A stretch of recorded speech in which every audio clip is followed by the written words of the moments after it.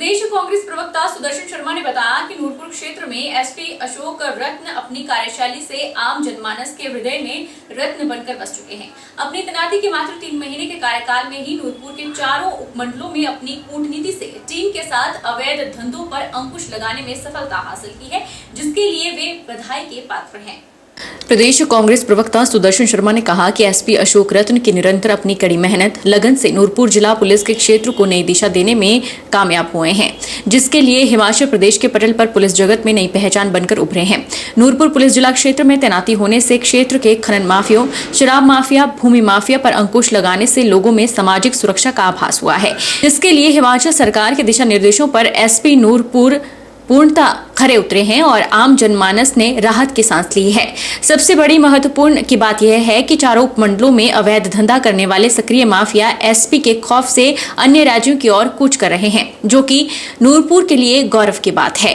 उन्होंने कहा कि नूरपुर जिला पुलिस क्षेत्र की जनता को उन पर नाज है और वाकई ही असल में देवभूमि के रत्न है।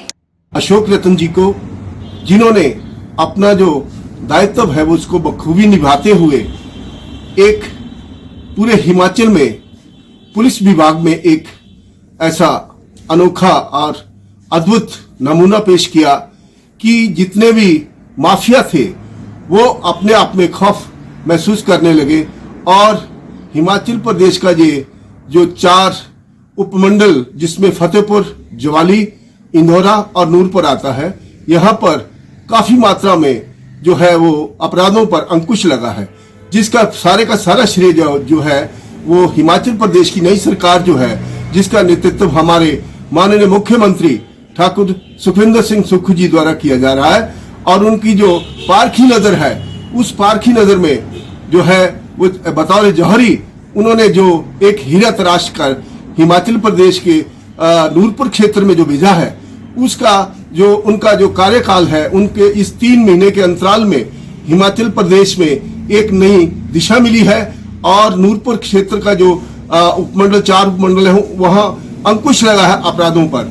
और हमें उम्मीद है कि आने वाले समय में जो हमारा जो 4 विधानसभा क्षेत्र है उनमें पूर्णतः जो है वो ये माफियाओं के ऊपर अंकुश लगेगा। मैं ऐसी शख्सियत को अपने नूरपुर विभाग, नूरपुर के तमाम लोगों की तरफ से धन्यवाद करता हूं कि उनकी जो पैनी नजर है, जो सीमा पर उनकी जो दिन रात की मेहनत, कड़ी मेहनत है, उसका ये परिणाम है।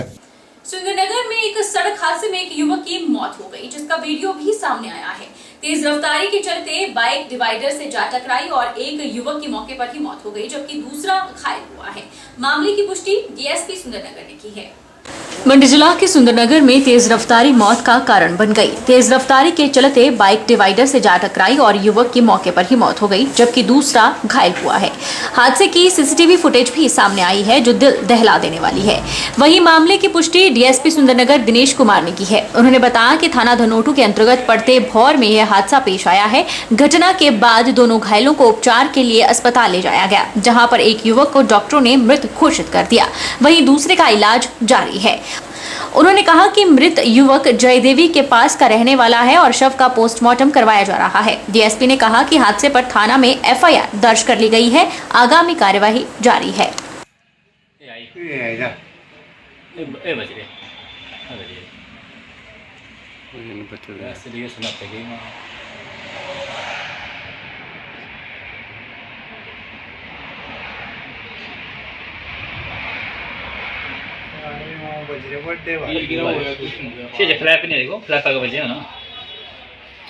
बोर के पास एक सड़क हादसे की सूचना पुलिस थाना पर प्राप्त हुई थी, जिस पर पुलिस की टीम मौका पर पहुंची और पता चला कि एक युवक जो वहां पर घायल हुआ उसको हॉस्पिटल ले जाया गया, वहां पे जहां पर डॉक्टर ने ब्रॉड डेड घोषित किया है। और ये मोटरसाइकिल चालक जो सवार जिसका मोटरसाइकिल चालक जिसकी मृत्यु हुई है, ये जयदेवी के पास बीप के गांव का रहने वाला है और इसके साथ एक अन्य सवार भी लड़का के साथ था, जो कि अभी हॉस्पिटल में उपचाराधीन है, जिसका भी इलाज चल रहा है। और दूसरे युवक का जो मृतक है उसका पोस्टमार्टम करवा दिया गया है और एफआईआर दर्ज करके आगे कार्रवाई की जा रही है।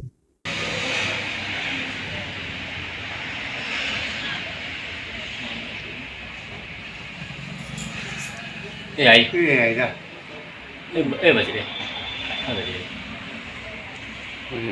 ऐसे लिए सुनाते गए ना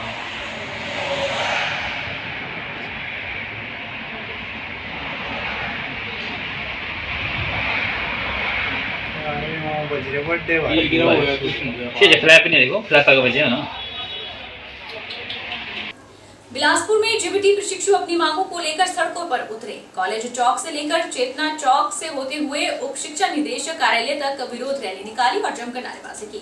इस अवसर पर जेबीटी प्रशिक्षु ने मांगों को लेकर प्रारंभिक शिक्षा उप निदेशक की अनुपस्थिति में अधीक्षक ग्रेड 1 को ज्ञापन सौंपा।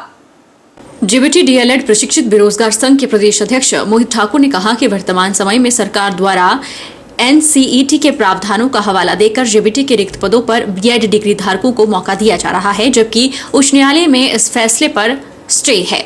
यह मामला सर्वोच्च न्यायालय में विचाराधीन है। इससे पहले नवंबर 2022 में राजस्थान हाईकोर्ट ने बीएड डिग्री धारकों को जेबीटी कैडर से बाहर कर दिया था। फिर भी अगर प्रदेश सरकार द्वारा इसके विपरीत जेबीटी शिक्षकों के पदों पर बीएड डिग्री धारकों को नौकरी का अवसर दिया जाता है तो उन्हें नौकरी के लिए हमेशा के लिए हाथ धोना पड़ेगा। उन्होंने कहा कि वर्तमान समय में जेबीटी का वर्ष 2008 और 10 का बैच चला हुआ है, वहीं बीएड धारकों का 1999 का बैच चला हुआ है। उन्होंने आरोप लगाया कि प्रदेश सरकार दोनों वर्गों को अपने लाभ के लिए गुमराह कर रही है। उन्होंने प्रदेश सरकार से मांग करते हुए कहा कि प्रदेश में जेबीटी बैचवाइज भर्ती में बीएड डिग्री धारकों को तब तक बाहर रखा जाए जब तक सर्वोच्च न्यायालय का निर्णय नहीं आता है। ये बात कोशिश करता रहता है कि किसी न किसी तरीके से जो है बीएड वालों को जेबीटी कैडर में एलिजिबल किया जाए, जो कि सरासर गलत है।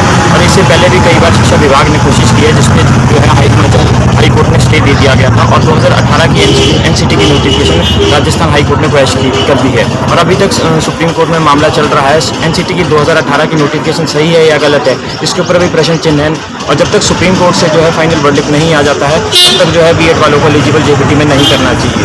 हमारी इसी मांगों को लेकर आज हम बिलासपुर जिले में धरना प्रदर्शन कर रहे हैं और हम डिप्टी डायरेक्टर के पास मेमोरेंडम सौंपते हुए, क्योंकि पिछले कुछ दिनों काउंसलिंग की गई थी बैच वाइज रिक्रूटमेंट द्वारा, जिसमें जो है बीएड वालों को एलिजिबल किया गया था और उसके बाद जो है जब काउंसलिंग में बीएड वालों को एलिजिबल किया गया था और जेबीटी टैग होना जरूरी है जेबीटी कैडर के लिए और जेबीटी टैग के लिए जो है एचपी हाई कोर्ट ने स्टे दे दिया था जब 2022 में जो है एचपी कोर्ट ने बीएड स्टूडेंट्स को जेबीटी टैग में एलिजिबल किया था और उसके बाद जेबीटी टैग किसी भी बीएड स्टूडेंट्स के पास नहीं है। जब जेबीटी टैग ही नहीं है तो फिर वो कैसे ही जेबीटी कैडर के लिए एलिजिबल होते हैं। हमारी इन्हीं कुछ मांगों को लेकर आज हम धरना प्रदर्शन कर रहे हैं। उम्मीद हर एक जिले में धरना प्रदर्शन किए जाएंगे। अगर फिर भी जो है सरकार द्वारा हमारे मांग नहीं मानी जाती है तो हम शिमला में जो है हम स्ट्राइक पर बैठेंगे और उसके बाद भी अगर नहीं मांगनी जाती है तो लास्ट में जो है हमारे पास कोर्ट का ही एक दरवाज़ा रहता है और सुप्रीम कोर्ट से जैसे ही फाइनल वर्डिक्ट आता है जो कि हमारे ही पक्ष में आएगा, क्योंकि सुप्रीम 2018 की एनसीटी की नोटिफिकेशन जो है राजस्थान ने भी क्वैश कर दिया और सुप्रीम कोर्ट से भी जल्द ही क्वैश की जाएगी। ग्राम स्वराज्य मंच का मंडी अंचल का वार्षिक कार्यक्रम हर्षोल्लास के साथ मंडी के विश्वकर्मा मंदिर में आयोजित हुआ। कार्यक्रम में जिला परिषद अध्यक्ष पाल वर्मा ने बतौर मुख्य अतिथि शिरकत की। कार्यक्रम में 11 संचों से बच्चे, आचार्य, समिति पदाधिकारी सहित 300 लोगों ने भाग लिया। राज्य मंच का मंडी अंचल का वार्षिक कार्यक्रम मंडी के विश्वकर्मा मंदिर में आयोजित हुआ, जिसमें जिला परिषद अध्यक्ष पाल वर्मा ने बतौर मुख्य अतिथि शिरकत की। पाल वर्मा ने बताया कि ग्राम स्वराज्य मंच बच्चों में शिक्षा, संस्कार और उत्तरदायित्व पर कार्य कर रहा है और अपनी संस्कृति सभ्यता को बचाने में महत्वपूर्ण भूमिका निभा रहा है। वहीं कार्यक्रम की अधिक जानकारी देते हुए भाग आरोग्य योजना प्रमुख भाग 1 कुल्लू नीरज ठाकुर ने कहा कि इस कार्यक्रम में 11 संचों से बच्चे, आचार्य, समिति पदाधिकारी सहित 300 लोगों ने भाग लिया।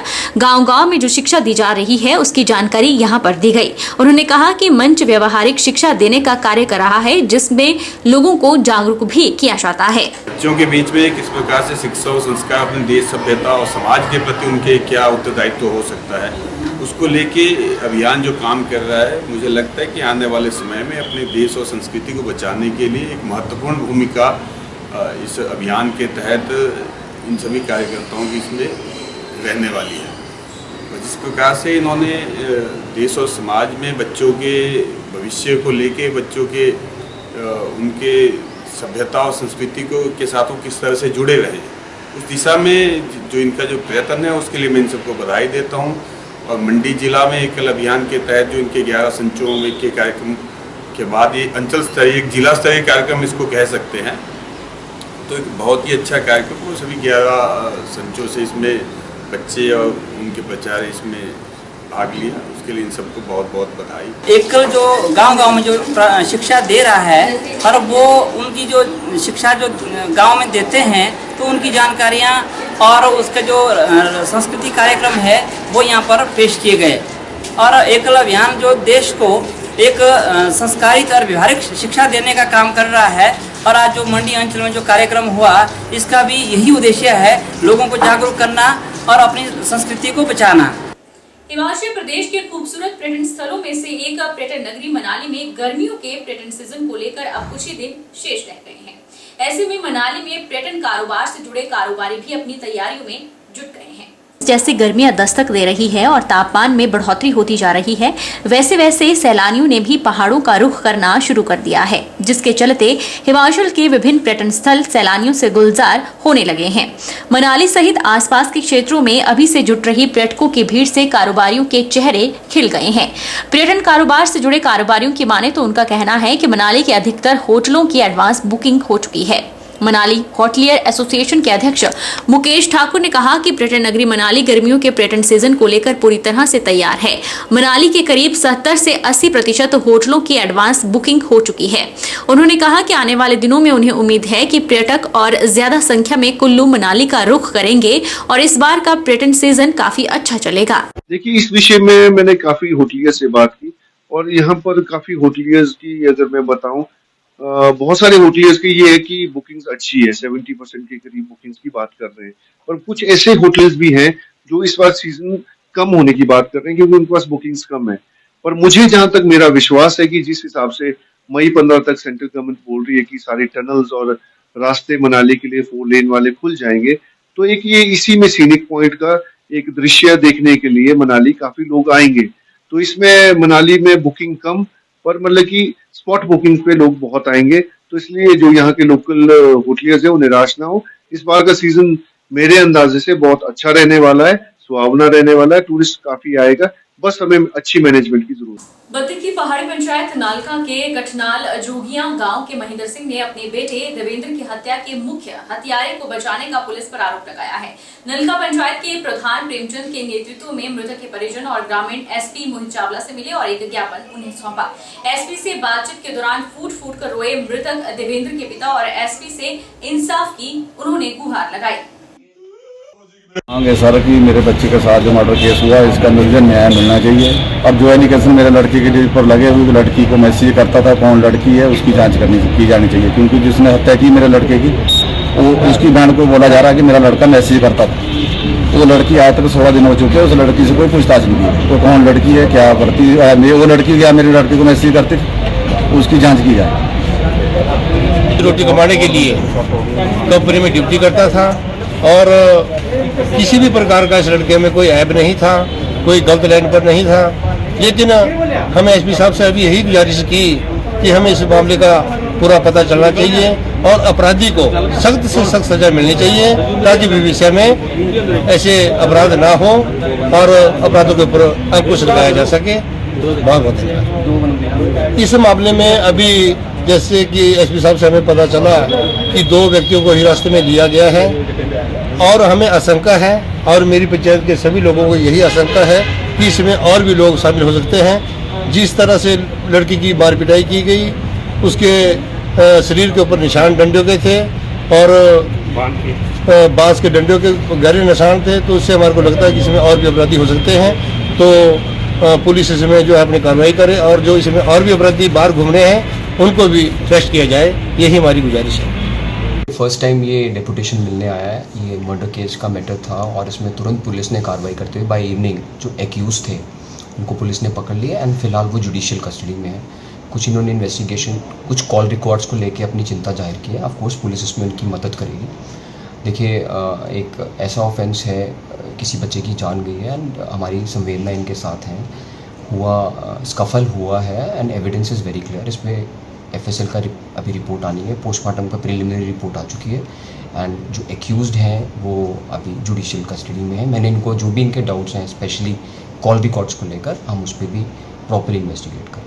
फर्स्ट प्रायोरिटी जो इनिशियल इन्वेस्टिगेशन सीनियर ऑफिसर्स इसमें खुद लगे हुए थे, साइंटिफिकली इन्वेस्टिगेशन आगे चल रही है। फर्स्ट प्रायोरिटी यही थी जो इसमें मेन एक्यूज हैं जिनके साथ स्कफल हुआ उसको पकड़ा जाए और उनको पुलिस रिमांड के बाद जुडिशियल रिमांड भेजा जाए, वो कर लिया है। अभी इन्वेस्टिगेशन के जो और पहलू हैं, रीज़न क्या हुआ, प्राइमा फेसी क्या एविडेंस क्या बोलते हैं, कुछ ओल्ड एनिमिटी थी कि नहीं, ये सारी बिंदुओं पे पुलिस अभी काम कर रही है। इट इज़ वेरी जल्दी होगा इसके बारे में कुछ बोलना, बट फैमिली पेरेंट्स आने से फादर साहब मिलने आए थे और उन्होंने कुछ कॉल रिकॉर्ड्स को लेकर बात की है, तो ऑफकोर्स ये डाउट है पेरेंट्स का रहता है, तो हम उसके ऊपर भी जो भी डायरेक्शंस हैं मैं इन्वेस्टिगेटिंग ऑफिसर और एसएचओ साहब को दे दूँ। जिला बिलासपुर में नशा माफिया पर शिकंजा कसते हुए पुलिस ने बड़ी कार्रवाई अमल में लाई है। थाना कोट के अंतर्गत पुलिस टीम ने गश्त के दौरान जंगल में कच्ची शराब लाहन बरामद की है। दवर जंगल क्षेत्र में 8000 मिलीलीटर अवैध शराब बरामद की गई और उसे मौके पर ही नष्ट किया गया। बहरहाल बुलेटिन में इतना ही। आप देखते रहिए HP 24/7।